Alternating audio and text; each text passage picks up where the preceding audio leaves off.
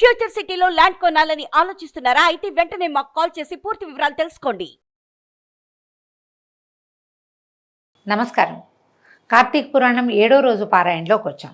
వశిష్ఠ మహర్షి ఇలా చెప్తున్నారు.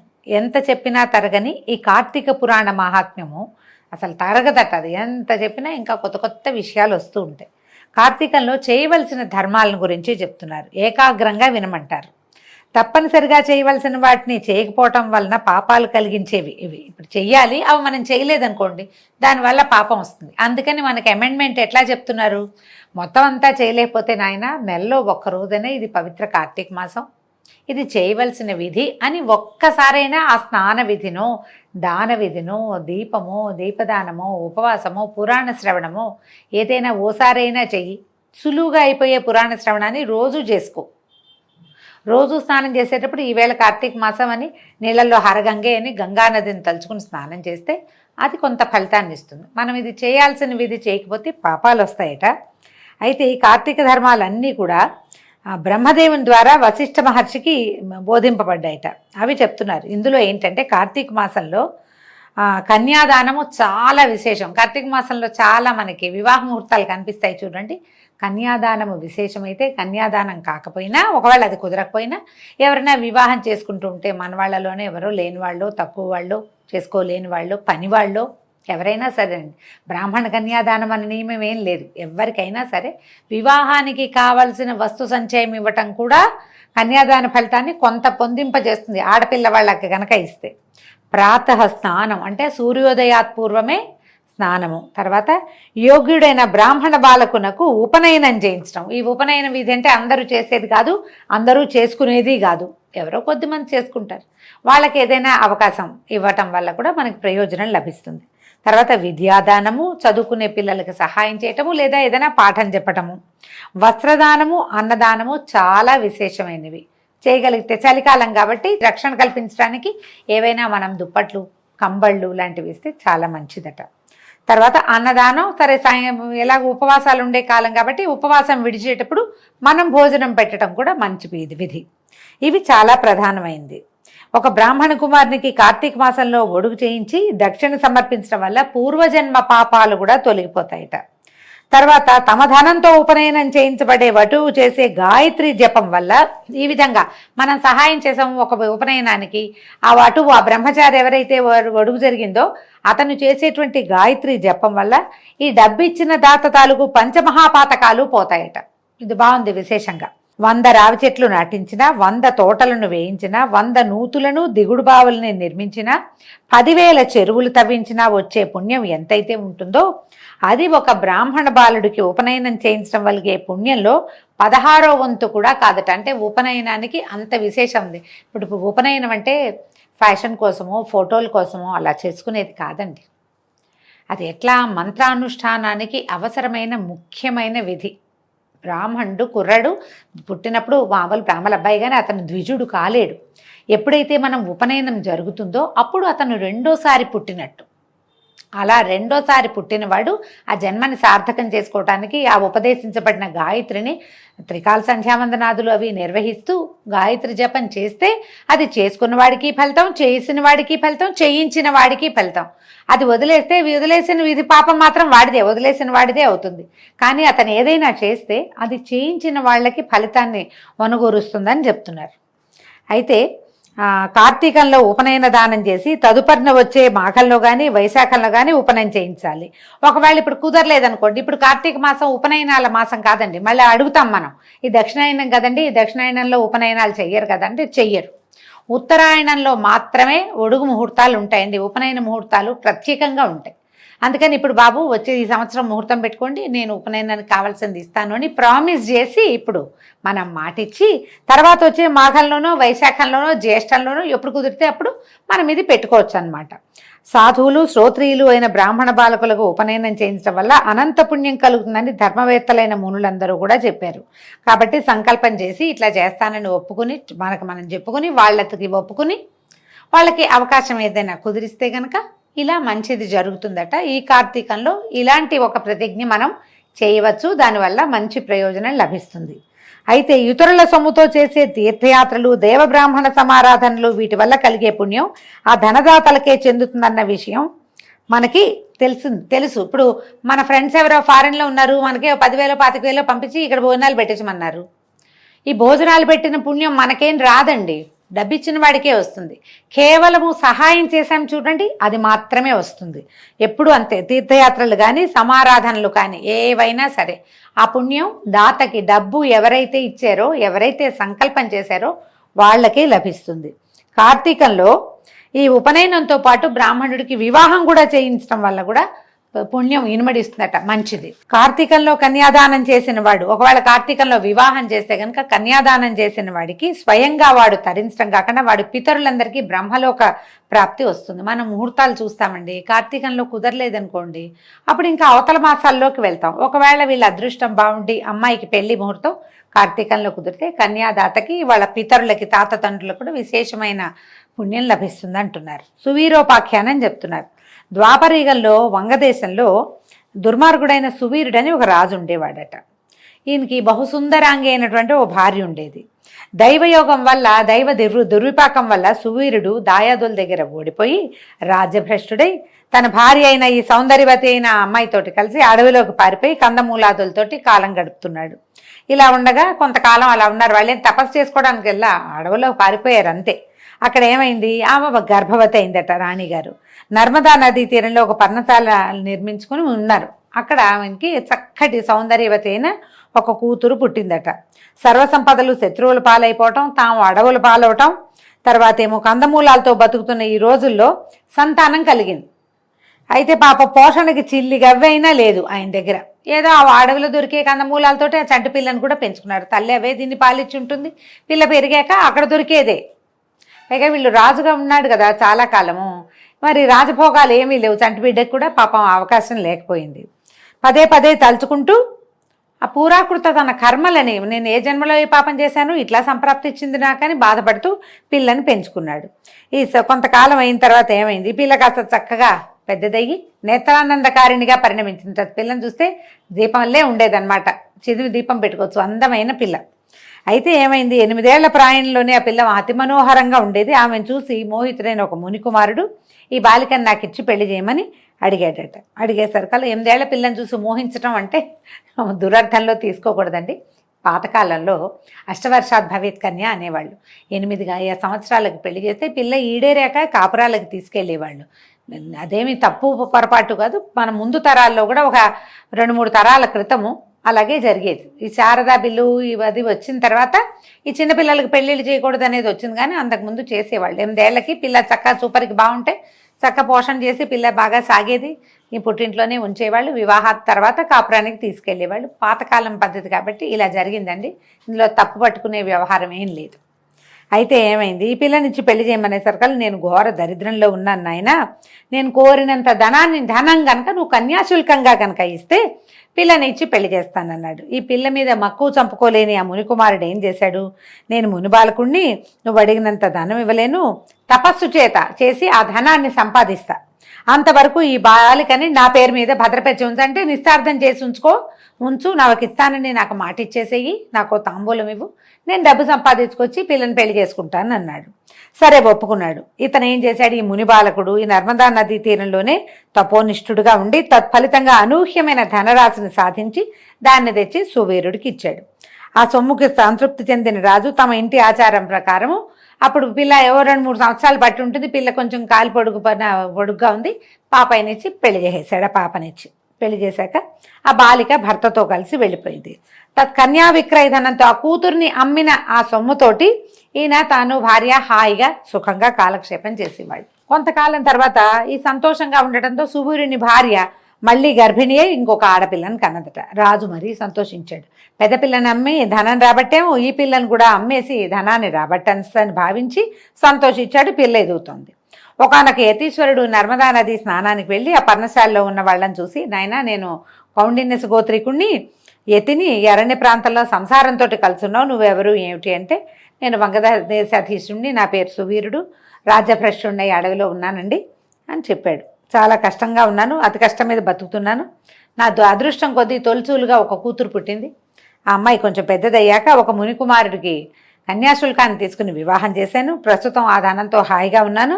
ఇగో ఇది నా రెండో కూతురు, ఇదిగో నా భార్య అండి, ఇంకేం చెప్పమంటారు బాబు అని అడిగేసరికల్లా సువీరుడు ఇచ్చిన సమాధానానికి ముని ఆశ్చర్యపోయేట యతీంద్రుడు, ఎంత పని చేశావు, మూర్ఖుడిపై అగణితమైన పాపాన్ని మూటగట్టుకున్నావు. ఆడపిల్లని అమ్ముకుని అలా వచ్చిన సొమ్ముతో జీవించేవాడు మరణానంతరం అసిపత్రం అనే నరకం పాలవుతారు. ఆ సొమ్ముతో దేవ ఋషి పితృగణాలకు చేసిన అర్చన తర్పణాదుల వల్ల ఆ దేవ ఋషి పితృగణాదులు అందరూ కూడా నరకాన్ని చూస్తారట. ఈయన కూతురు నమ్మి డబ్బులు తీసుకున్నాడు. ఆ డబ్బుతోటి తాతగారి తద్దనం ముత్తాతగారి తద్దనం లక్షణంగా పెట్టాడు. ఇప్పుడు ముత్తాతగారు తాతగారు అంతకుముందు ఏ స్వర్గంలో ఉన్నారో వాళ్ళంతా కూడా ఈ అసిపత్రంలో పడ్డారు. ఈ వచ్చిన ఋషీశ్వరులందరికీ శుభ్రంగా షడ్రసోపేతమైన భోజనం పెట్టాడు. ఏ ఋషీశ్వరులు ఈ భోజనం చేశారో వాళ్ళందరికీ ఈ నరకం తప్పదు.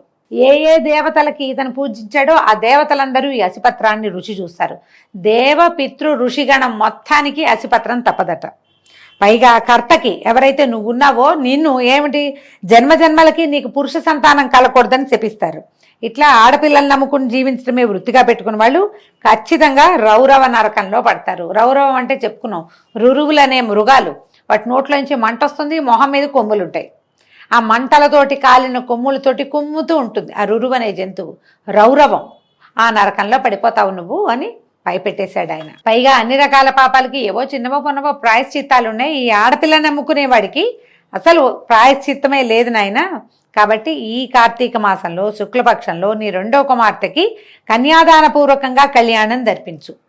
ఎవరైనా కార్తీక మాసంలో విద్యా తేజశీల యువకుడైన వరునికి కన్యాదానం చేసిన వాడు గంగాది సమస్త తీర్థాలలోనూ స్నానదానాదులు చేయటం వల్ల కలిగే పుణ్యాన్ని, యథోక్త దక్షిణాయుతంగా అశ్వమేధాది యాగములు చేసిన వాళ్ళు పొందే సత్ఫలితాన్ని కూడా పొందుతాడని హితబోధ చేశాడు. ఈ పని చేయకూడదు నాయన.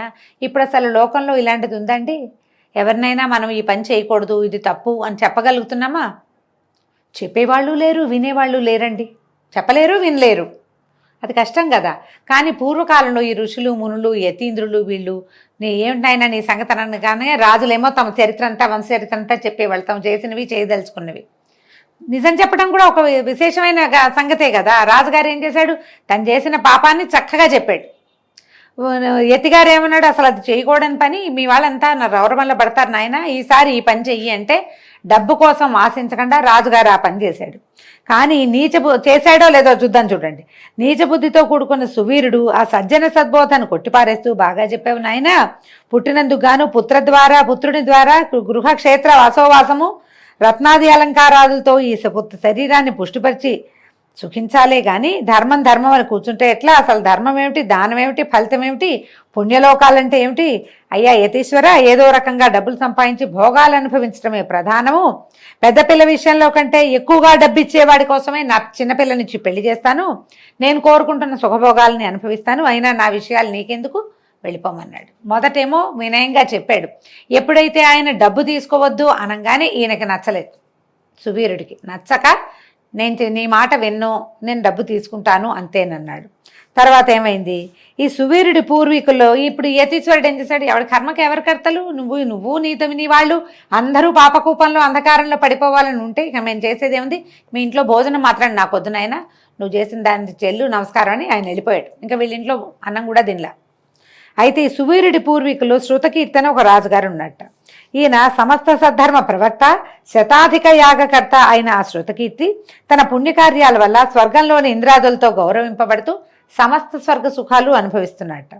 ఈ సువీరుడికి యముడు విధించిన శిక్ష కారణంగా యమదూతలు స్వర్గం చేరి అక్కడ సుఖిస్తున్న శృతకీర్తి యొక్క జీవుని పాశబద్ధం చేసి నరకానికి తీసుకొచ్చారట. ఆయన తెల్లబోయాడు శృతకీర్తి. ఏమిటి ఇది, ఆశ్చర్యపోయేట. యముడి ముంగిట్లో నిలబడి, స్వర్గంలో ఉన్న నన్ను ఇక్కడికి ఎందుకు రప్పించావు, నేను చేసిన పాపం ఏమిటి అని అడిగితే అప్పుడు మహాధర్ముడు యమధర్మరాజు మందహాసం చేశాట. శృతకీర్తి, నువ్వు పుణ్యాత్ముడివి, స్వర్గార్హుడివి, అందులో సందేహం లేదు. కానీ నీ వంశీకుడైనటువంటి సువీరుడు కన్యను విక్రయించాడు. అతగాడు చేసిన మహాపాపం వల్ల అతని వంశంలో ఉన్న వాళ్ళందరూ నరకానికి రావాల్సి వచ్చింది. మహాపుణ్యశాలివైనా నీకు కూడా తప్పలేదు, నువ్వు కూడా ఇక్కడికి రావాల్సి వచ్చింది. అయినా వ్యక్తిగతంగా సువీరుడు ఏం చేశాడు, ఈ సువీరుడైతే పెద్దమ్మాయికి కన్యాదానం చేశాడు, మరణించాడు.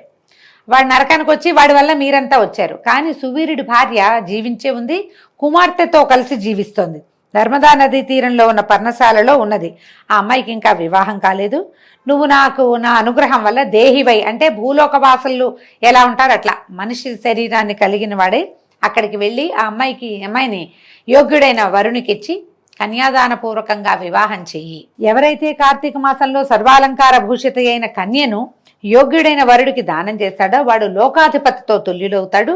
అలా కన్యాదానం చేయాలనే సంకల్పం ఉండి కూడా సంతానం లేనివాడు బ్రాహ్మణ కన్యాదానానికి గాను కన్యాదానానికైనా లేకపోతే ఆ కన్యాదాన్ని అందుకోబోయే బ్రాహ్మణుడికి కానీ ధన సహాయం చేసినట్లయితే చూడండి, అమ్మాయికే కాదండి కుర్రాడికి కూడా సహాయం చేయొచ్చు. పెళ్లి చేసుకునే సత్తు లేదు, వాళ్ళు ఎవరో పెళ్ళిస్తామన్నారు, వీళ్ళు కష్టంలో ఉన్నారు, మగపిల్లవాడు అతనికి సహాయం చేసినా సరే అప్పుడు ఈ ధనదాత దాత పొందే ఫలితాన్నే పొందుతాడు.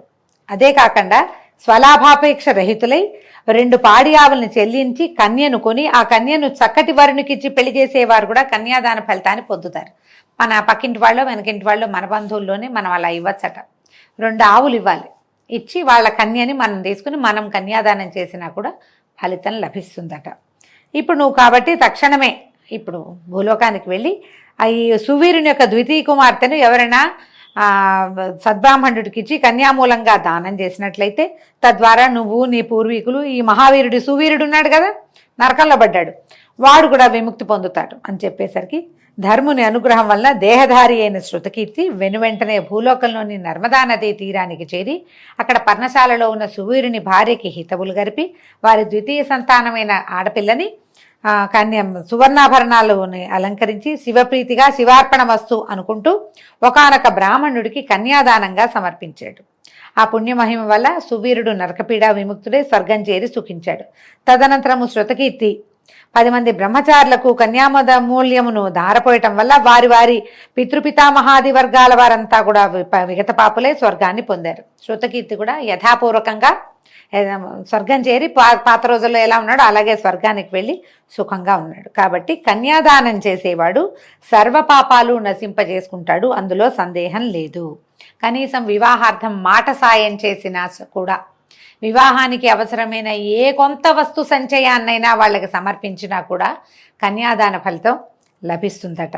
అయితే యథావిధిగా ఈ కార్తీక వ్రతాన్ని ఎవరు ఆచరిస్తారో వాళ్ళ స్వర్గాన్ని, ఆచరించని వాళ్ళు నరకాన్ని పొందుతారు అంటంలో ఎంత మాత్రమూ సందేహం లేదు అని చెప్పారు. ఇప్పుడు ఇంకా వశిష్ఠ మహర్షి ఇంకో విషయం చెప్తున్నారు. కార్తీక మాసం అంతా పూర్వోక్త సర్వధర్మ సమేతంగా కార్తీక వ్రతాన్ని ఆచరించలేకపోయినా కూడా ఒకవేళ ముందు చెప్పారు కదా స్నానం దానం జపం తపం బోళ్ళు చెప్పారు, వీటిలలో ఏవైనా చేయలేకపోయినా కార్తీక పౌర్ణమి నాడు వృషోత్సర్జనం చేస్తారో వాళ్ళకు కూడా జన్మాంతర పాపాలు నశించిపోతాయి. ఈ వృషోత్సర్గం అంటే ఏమిటి? దీని మీద ఒక జనక మహీపాలుడు ప్రశ్నిస్తే ఈయన చెప్తున్నారు వశిష్ఠులు, ఆవుద యొక్క కోడెదూడను అచ్చుపోసి ఆబోతుగా స్వేచ్ఛగా వదలటానే వృషోత్సర్గం అంటారు. ఈ మానవ లోకంలో ఏ దానం చేసినా లభించని ఫలితాన్ని కార్తీక వ్రతంలో భాగంగా పౌర్ణమి నాడు పితృదేవతా ప్రీత్యర్థంగా ఒక కోడెదూడని అచ్చుపోసిన ఆబోతుగా స్వేచ్ఛగా వదిలిపెట్టడం వల్ల లభిస్తుంది. అట్లా చేయటం వల్ల గయాక్షేత్రంలో పితరులకు 1,000,000 సార్లు శ్రాద్ధాన్ని నిర్వహించిన ఫలితం లభిస్తుందట. పుణ్యకాలంలో లోకాల్లో ఉన్న పితరులు సైతం తమ కులంలో పుట్టిన వాడెవడైనా కార్తీక పౌర్ణమి నాడు నల్లని గిత్తను అచ్చుపోసి వదిలిపెట్టినైతే తమకు ఆనందం కలుగుతుంది కదా అని ఆలోచిస్తూ ఉంటారట. ఎవరైనా చేయొచ్చు కదా అంటారు. ఒకవేళ ధనికుడై కూడా ఇలాంటి పని చేయకపోతే అంధతామిశ్రమనే నరకాన్ని పొందుతారట. ఇప్పుడు ఈ కాలం అది కాదేమోనండి, కానీ ఇది చేస్తున్నాం. మనకి తెలంగాణలో వేములవాడ రాజరాజేశ్వర స్వామికి ఈ కోడెదూడల్ని ఇవ్వటం అనే ఒక ఆచారం కనిపిస్తుంది. తర్వాత ఇంకా కొన్ని దేవాలయాల్లో శ్రీశైలానికి కోడెల్ని సమర్పించే వాళ్ళ ఆవుల్ని సమర్పిస్తాం దేవాలయానికి. ఇది కూడా మంచిదేనండి. ఆవునైనా సమర్పించవచ్చు, కోడెని సమర్పిస్తే ఏంటంటే తర్వాత కాలంలో సంతానాపేక్ష ఉన్న ఆవులకి సంతానం కలుగుతుంది కాబట్టి అదంతా మన ఖాతాలో పడుతుంది. అందుకని ఇది చేయమంటారు. ఇప్పుడు అంత పెద్దవి చేయలేకపోయినా అవకాశం ఉన్న ఏ కొంచెం పనైనా, ఇప్పుడు ఎక్కడో గోశాలు చూసాం, అక్కడ ఉన్న ఆవులకి గిత్తలకి తర్వాత ఆంబోతు ఏదైనా ఉంటే ఆయనకి అన్నీ సరిపడా ఆహార పదార్థాలు ఇచ్చిన వాళ్ళకు కూడా ఇలాంటి కొంత ఫలితం లభిస్తుంది. చేయగలిగిన పనే కదా, అచ్చుపోసి వదిలిపెట్టలేము. గోశాలలో 100 రూపాయలు పెట్టి గడ్డి కొని పెట్టగలం కదా, అలాంటి ప్రయత్నమైనా చేసుకోవచ్చు. అయితే ఇంకా వివిధ దానాలు చెప్తున్నారు. కార్తీక మాసంలో పళ్ళు దానం చేస్తే, ఫ్రూట్స్ దానం చేస్తేట దేవర్షి పితృ రుణాలు, దేవ ఋషి పితృ రుణాలు 3 నుంచి విముక్తుడవుతాట. దక్షిణాయుతంగా ధాత్రీ ఫలాన్ని ఇప్పుడు చెప్పారండి. ఇప్పటిదాకా ధాత్రీ ఫలం కథ రాలా, వారం అయిపోయింది కానీ. ఉసిరికాయలు దానం చేసేవాడికి కూడా అద్భుతమైన ఫలితం లభిస్తుందట. కార్తీక పౌర్ణమి నాడు సాలగ్రామ దానం కానీ లింగదానం కానీ శివలింగాన్ని దానం చేసినా కూడా సమస్త పాపాలు పోతాయి. అనేకమైన ఈ దానం వల్ల సాలగ్రామ దానం శివలింగ దానం వల్ల ఏంటంటే ఈ జన్మలోనే అనేక భోగాలు అనుభవించి మరు జన్మలో చక్రవర్తిత్వాన్ని పొందుతారు. నిషిద్ధాహారాలు చెప్తారండి, అంటే కొన్ని తినకూడనివి అని. ఇది అందరూనా అంటే కార్తీక వ్రతం మొత్తం నెలంతా చేయదలుచుకున్నాం, ప్రతిరోజు మనం నది స్నానం చేసి ప్రతిరోజు నక్తము ఉపాసనా విధి మన ఉపవాస విధి ఏదైనా ఫాలో చేస్తాము వాళ్ళకండి. ఒకవేళ మనం అదంతా చేయము, వారమే ఉపవాసం ఉంటాం సోమవారాలు, ఆ సోమవారం నాడు ఆ పౌర్ణమి నాడు ఆ ఏకాదశిలో ఏం తినకూడదు దాని లెక్క అనమాట ఇది. అనంత ఫలదాయకమైన ఈ కార్తీక వ్రతాచరణ సదవకాశం అందరికీ తేలిగ్గా లభ్యం కాదు. ఇందులో ఏంటంటే అత్యంతోత్కృష్టమైన కార్తీక మాసంలో ఇతరుల అన్నము అంటే వేరే వాళ్ళ అన్నం తినకూడదు. మనం గనక నెల రోజులు ఇలా ఉండదలుచుకుంటే పితృశేషం అంటే తద్దినాలకి వాటికి వెళ్ళకూడదు, శ్రాద్ధ భోజనానికి వెళ్ళకూడదు, దినాలకి వెళ్ళకూడదు కార్తీకంలో. అంటే అందరూ కాదండి, మళ్ళీ చెప్తున్నా, మీరు నెల రోజులు నియమంగా పాటించే వాళ్ళు వెళ్ళకూడదు నెంబర్ 1. తర్వాత మీరు ఏ రోజు ఉపవాసం ఉంటున్నారో ఆ రోజు ఖచ్చితంగా వెళ్ళకూడదు. ఊరికే చూసి రావటము, ఏదైనా ఒక స్వీట్ తినొస్తాం అంతే, అలాంటివి పెట్టుకోకండి. పితృశ్రాద్ధాలకు వెళ్ళకూడదు. ఒకవేళ వెళ్ళదలుచుకుంటే ఆ రోజు అసలు ఇంకా కార్తీక నియమం పెట్టుకోవద్దు, వెళ్ళాల్సిందే వస్తుంది. మన చుట్టాలే, మన వాళ్ళే, స్నేహితులు, పక్కింటి వాళ్ళు వెళ్ళవలసి వస్తుంది అనుకోండి, అప్పుడు ఆ రోజు ఈరోజు కార్తీక మాసం అని పెట్టుకోవద్దు. ఆ విధి నిర్వహించి వాళ్ళకి మనం ఇవ్వగలిగే శ్రద్ధని వాళ్ళకి ఇచ్చి తర్వాత అయితే శ్రాద్ధములకు భోక్తగా వెళ్ళటం, నువ్వులు దానం తీసుకోవటం మానేసేయాలి, అవి చేయకూడదు. ఈ నెలలో చాలా చెప్పారు, కొన్ని తినకూడదని చెప్తారు, అంటే రకరకాలు చెప్తారండి. ఇవన్నీ నియమాలు ఉన్న వాళ్ళకే కానీ మన మామూలు వాళ్ళకి ఏమి లేదు. నియమాలు ఉన్నవాళ్ళు వాళ్ళ నియమం వాళ్ళు పాటిస్తారు. కార్తీక పౌర్ణమి, అమావాస్య, పితృదివసం నాడు, ఆదివారం నాడు, సూర్యచంద్రగ్రహణాది దినాల్లోనూ, వ్యతిపాత వైద్యుతాది నిషిద్ధ దినాల్లోనూ రాత్రి భోజనం నిషిద్ధం.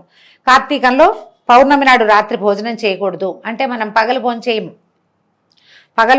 సాధారణంగా పౌర్ణమి అంటే మనం పగలు భోజనం చేయకుండా చుక్కలు కనపడ్డాక తింటాం కదా. ఈ పున్నమి నోములు అని కొంతమందికి ఉంటాయి చూడండి, వాళ్ళు రాత్రికి అన్నం తినరు, ఏదైనా వేరే పలహారం తీసుకుంటారు. తర్వాత అమావాస్యలో పితృదివసం, ఈ నెలలో మనకి ఏదైనా పితృతిథి వస్తే ఆ రోజును కూడా తినకూడదు.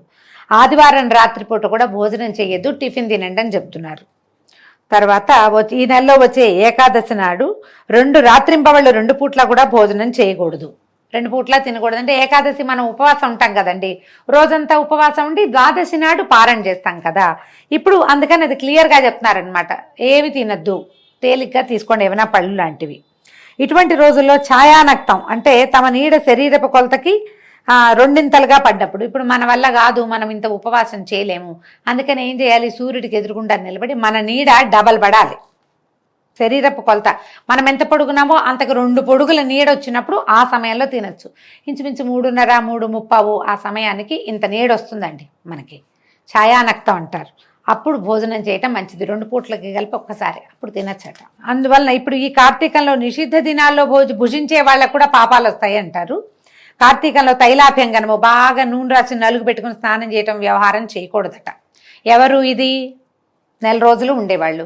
మనం వారంలో కొన్ని వారాలే ఉంటాం, సోమవారము ఏకాదశిలో ఉపవాసం ఉండదలుచుకుంటే సోమవారం నాడు ఒంటికి నెత్తికి నూనె రాసుకోకూడదు, ఏకాదశి నాడు తలస్నానం చేయకూడదు, అమావాస్య పౌర్ణమి కూడా నూనె రాసుకోవటం, మామూలు నెత్తి మీద నీళ్ళు పోసుకోవచ్చు.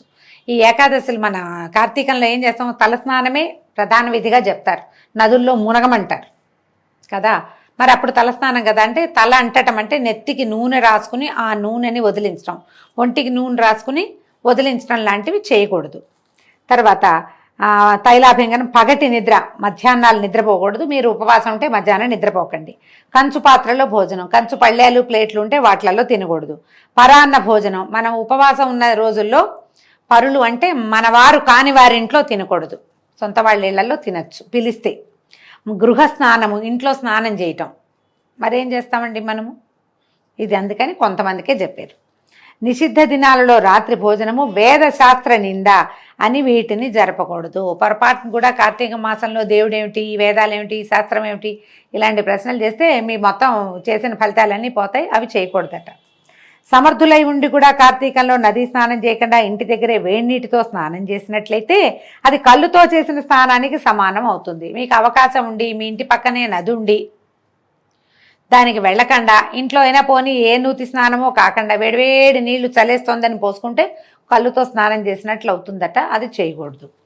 తర్వాత సూర్యుడు తులలో ఉండగా నదీ స్నానమే అత్యంత ప్రధానము. చేరువలో నది లేనప్పుడు మాత్రం చెరువుల్లో కానీ కాలవల్లో కానీ నుయ్యిలో కానీ నూతి దగ్గర కానీ లేదా గంగా గోదావరి మనకు అవకాశం ఉన్న చోట ఎక్కడుంటే అక్కడండి గంగా గోదావరి మొదలైన మహానదుల్ని స్మరించుకుంటూ స్నానం చేయొచ్చు. ఎక్కడ చేసినా ప్రాతకాల స్నానమే చేయాలి. గంగానది స్మరణం చేసి స్నానం చేసి సూర్యమండల గతుడైన శ్రీహరిని ధ్యానించి, అంటే సూర్యుడిని చూడమంటున్నారు, తూర్పు తిరిగి దండం పెట్టమంటున్నారు అనమాట. పొద్దున్నే సూర్యుని చూసి ఆ సూర్యుడిలో శ్రీమన్నారాయణమూర్తిని భావించి అప్పుడు బొట్టు అది ధరించుకుని తర్వాత విష్ణుగాథా పురాణాలు కానీ శివగాథలు కానీ కార్తీక పురాణాన్ని కానీ విని ఇంటికి వెళ్ళాలి. పగలు చేయవలసిన పనులని ముగించుకుని సాయంకాలం మళ్ళీ స్నానం చేసి పూజాస్థానంలో పీఠ వేసి దాని మీద ఈశ్వరుని ప్రతిష్ఠించి పంచామృత ఫలోదక కుశోదకాలతో మహాస్నానం చేయించి షోడశోపచార అర్చన చేసుకోవాలి. ఒకవేళ మనం శివార్చన చేయదలుచుకుంటే ఇది ప్రదోషవేళ శివార్చన సంగతి చెప్తున్నారండి. పగలు మనం స్నానం చేసి ఉపవాసం చేసుకోవటం, ఉపవాసం చేయలేనప్పుడు పగలు భోజనం చేసి రాత్రి ఉపవాసం ఉంటాం అనుకోండి, సాయంకాలం మళ్ళీ స్నానం చేసి సాయంత్రం శివారాధన షోడశోపచార విధిగా చేసుకోమంటున్నారు. షోడశోపచారాలతో పరమేశ్వరుని అర్చించి తర్వాత ఏం చేయాలి, యథాశక్తి దీపాలని సమర్పించి శక్తి వంచన లేకుండా బ్రాహ్మణులకి దానం ఇవ్వాలి. ఈ విధంగా కార్తీకంలో నెల రోజులు బ్రాహ్మణ సమేతంగా ఈ వ్రతాన్ని ఆచరించే వాళ్ళు 100 వాజపేయాలు 1000 సోమాశ్వమేధాలు చేసిన ఫలితాన్ని పొందుతాడు. ఈ మాస మొత్తం ఇలా చేయగలిగితే చాలా మంచిది. మనకు అవకాశం ఉన్నంత కాలం, అంటే 4 సోమవారాలు 2 ఏకాదశులు పౌర్ణమి అమావాస్య తిథుల్లో అయినా ఇంత మాత్రమైనా ప్రయత్నం చేసి చేయగలిగితే చాలా విశేషమైన ఫలితం లభిస్తుందట. చతుర్దశి నాడు కనీసం, అంటే అమావాస్య ముందు రోజైనా సరే ఉపవాసం ఉండి శివారాధన చేసి నువ్వులు దానం చేసి వాడు చేస్తే కనుక వాడు కైలాసానికి క్షేత్రాధిపతి అవుతాడట. ఈ కార్తీక వ్రతాన్ని ఆచరించిన వాళ్ళు తప్పకుండా తమ పాపాలని పోగొట్టుకున్న వాళ్ళే మోక్షగాములు అవుతారు. కార్తీక పురాణంలో ఈ ప్రత్యేకంగా శివారాధన గురించి చెప్పబడిన ఈ అధ్యాయాన్ని శ్రద్ధాభక్తులతో చదివినా వినినా కూడా సమస్త పాపాలకు ప్రాయశ్చిత్తం చేసుకోవటం ద్వారా కలిగే ఫలితాన్ని పొందుతారు. ఈ విధంగా 7వ రోజు పారాయణ పూర్తయిందండి. రేపు ఉదయం 8వ రోజు పారాయణలో మళ్ళీ కలుసుకుందాం. నమస్కారం.